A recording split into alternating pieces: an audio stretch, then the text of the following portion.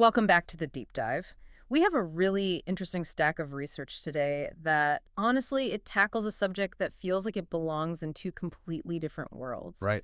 On one hand, you have this very primal, almost, childhood fantasy of treasure. Gold, silver, that kind The of whole nine yards, the stuff you can actually hold in your hand. that satisfying clink of real metal. Exactly. And then on the other hand, you have the incredibly dry, rule-heavy, paperwork-filled world of the IRS tax code. Mhm. And today, we're looking right at the collision of these two worlds.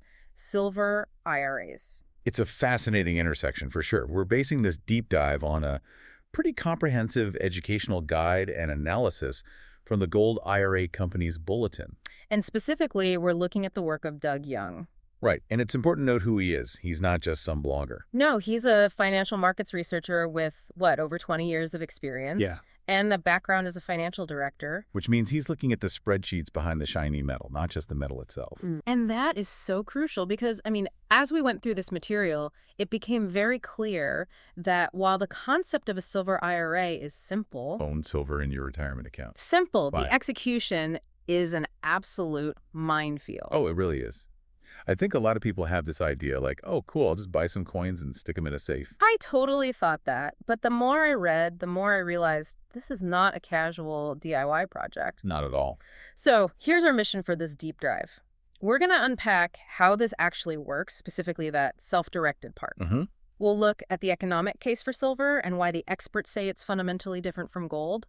And then we're going to spend a good chunk of time on what I'm calling the do not try this at home section. The regulatory traps. Exactly.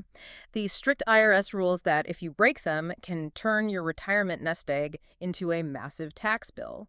We need to talk fees, storage, all the stuff in the fine print. Yeah, let's get into it. Okay, so baseline first.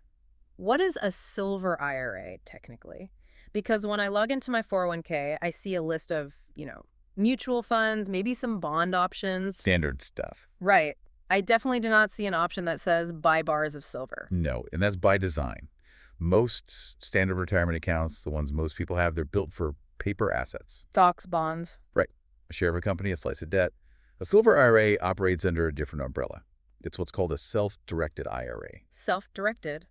It sounds empowering, but also a little intimidating. And it should be a little intimidating. A self-directed IRA is just a specific legal structure that allows you, the account holder, to invest in alternative assets. So things outside the stock market. Exactly. Could be real estate, Yeah. a private business, or in this case, precious metals.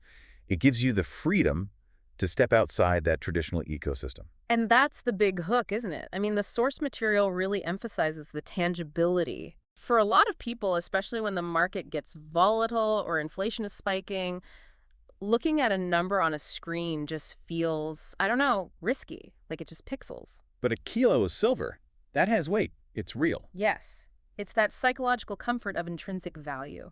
If the internet goes down, you still own the metal. It is, but Doug Young's analysis points out it's not just about feelings or, prep of fantasies. There's a rigid economic argument here. The inflation hedge. That's the primary one. Historically, when central banks print more money, the purchasing power of that currency goes down. Hard assets, like silver, they tend to reprice higher to match that. The classic dollar goes down, metal goes up. Pretty much. It preserves your buying power over the long haul. Okay, but here's where I want to push back a bit based on the research. People say the exact same thing about gold. So why silver specifically? Is it just gold's cheaper cousin? That's a really common misconception, but the data tells a different story. Silver has a kind of dual personality. Gold is almost purely a monetary asset. It just sits in vaults. Sits in vaults, central banks hoard it, it's used for jewelry. It isn't really used for much else. Silver is different. It works for a living. It works for a living. That's a great way to put it. It has massive industrial value. Yeah. The source really highlights this. Silver is the most conductive metal on Earth. Thermally and electrically. Right. You just can't build a modern economy without it. It's in your iPhone, your laptop, every circuit board. And the big one mentioned in the research that really jumped out at me was solar. Solar energy is a huge driver. Photovoltaic cells use silver paste to conduct electricity.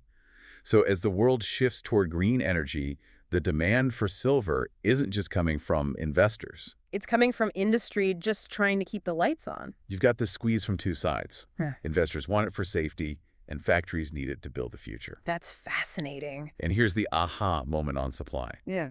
Unlike gold, which gets recycled at a very high rate because it's so valuable, a lot of industrial silver is actually consumed. It ends up in landfills, in tiny amounts, in all our discarded electronics. It's often just too expensive to recycle.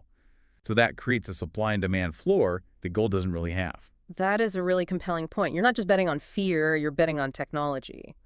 But I assume that means the price is a bit jumpier. Oh, much jumpier. Volatility is the word. If the economy crashes, industrial demand for silver drops, so it can swing wildly compared to gold. It's not for the faint of heart. Okay, so let's say I'm sold on the concept. I want some of this hybrid metal in my retirement. I can't just go to a coin shop and pay cash if I want the tax benefits, right? We need to talk about the tax wrapper. Right. The Silver IRA gives you the same tax superpowers as a regular IRA. You're basically trading liquidity for tax-deferred or even tax-free growth. Okay, let's run through the menu because the source breaks down 3 main types. First up, the traditional Silver IRA. This is the standard model. You contribute with pre-tax dollars. So if you earn $100,000 and put $7,000 in, the IRS only taxes you on $93,000. You get a tax break today. But the government always gets its cut eventually. Always.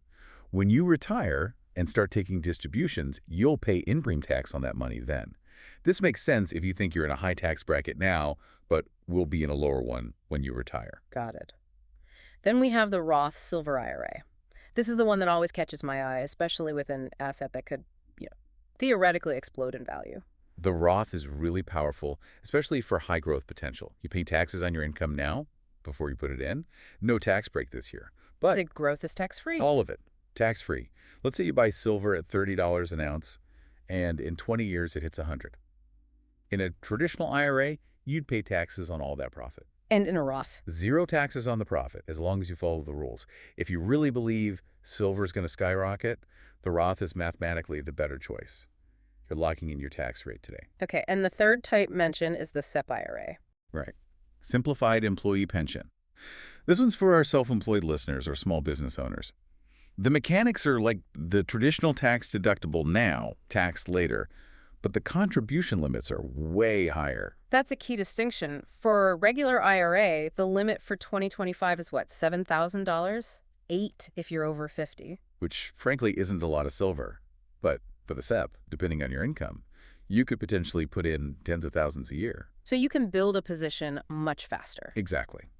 Okay, so we've picked our account type. Now we get to the part where people get into serious trouble. The do not try this at home section. When I first heard about this, I had this image of, buying silver, the UPS guy delivering a heavy box, and me putting it in my basement safe. And I cannot stress this enough.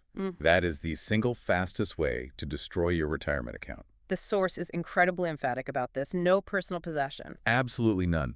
The IRS calls this self-dealing. If that silver touches your hands or enters your home or you bury it in the backyard, the IRS considers the entire amount distributed. Which means what exactly? It means the tax shelter vanishes instantly. Right, yeah. You owe income taxes on the whole amount right now.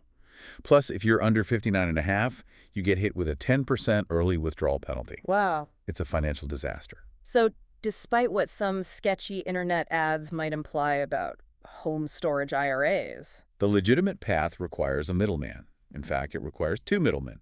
First, you need a custodian. And this isn't the janitor. No, this is a licensed financial institution, usually a trust company, that's approved by the IRS to handle the paperwork and reporting, but they don't actually hold the physical silver. Okay, so who does? An approved depository. Thing like a private Fort Knox. Places like Delaware Depository or Brinks. These are high-security insured vaults. The custodian hires the depository to store your metal. So the chain of custody is, I send money to the custodian pays a dealer, the dealer ships the metal to the depository, and I get a piece of paper. That's it. You never touch it until you retire and ask for a distribution. Which kind of dampens the tangible appeal a bit, doesn't it? I mean, I own it, but I can't actually see it. It does. You have to trust the system. But that separation is exactly what keeps the IRS happy. Speaking of which, let's talk about what we can actually buy. I can't just put my grandma's antique tea set into my IRA, can I? No. Purity is everything here. Yeah. The IRS has very specific fineness standards.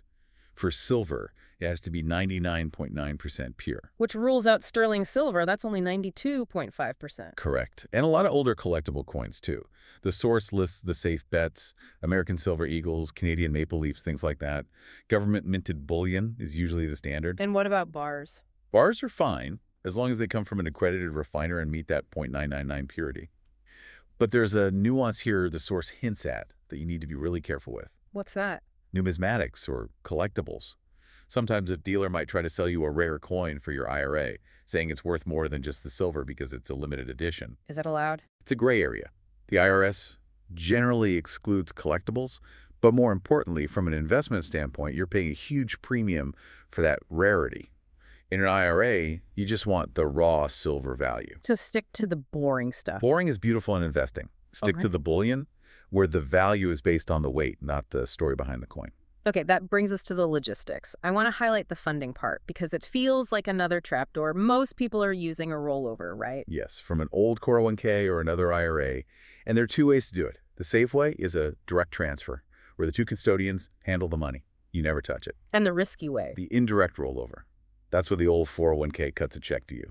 That feels dangerous immediately. It is. You have exactly 60 days, a hard stop, to get that money into the new Silver IRA. A hot potato. A very hot potato. Yeah. If you miss that deadline by one day, it's a withdrawal.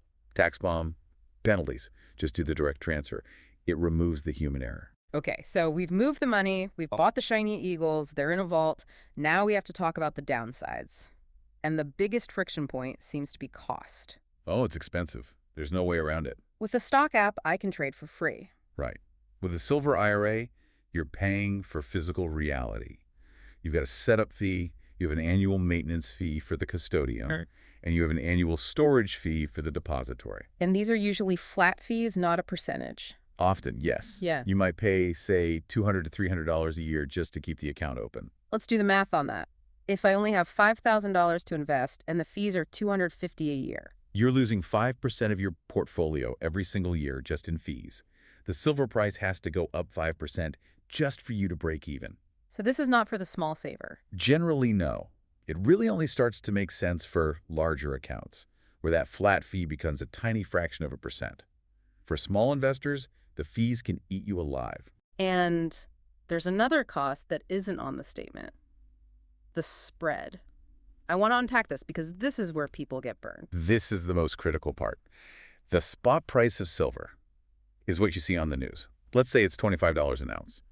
You cannot buy a silver eagle for $25. You pay the ask price, which might be $30 or $32. That extra amount is the dealer's premium. Okay, that's fair. But here's the kicker. If I want to sell it back a week later, you don't get the $32 you paid.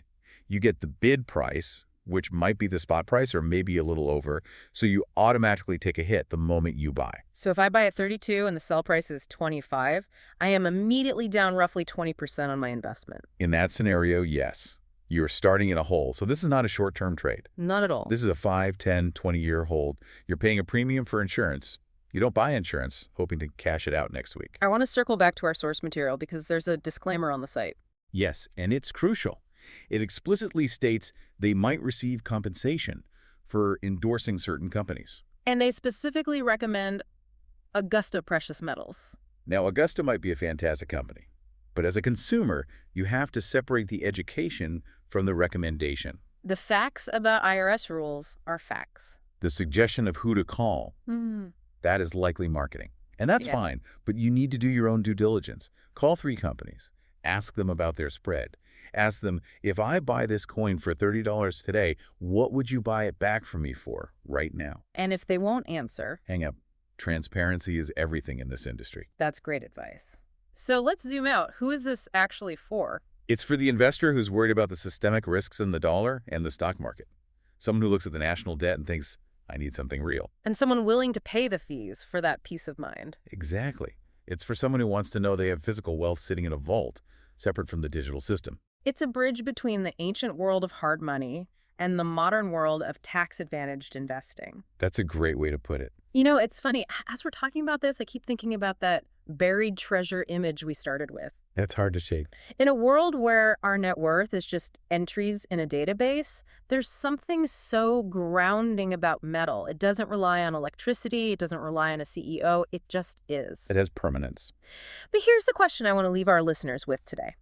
We've talked about the security of the vault and the IRS looking over your shoulder. And charging you for the privilege. Is the safety of a Silver IRA real safety? Or are you just trading one kind of market risk for another kind of fee erosion and regulatory risk? That is the million-ounce question, isn't it? Is the cost of the insurance so high that it eats up the value of what you're trying to protect? Something to chew on. Thanks for diving deep with us today. Keep asking questions. We'll see you next time.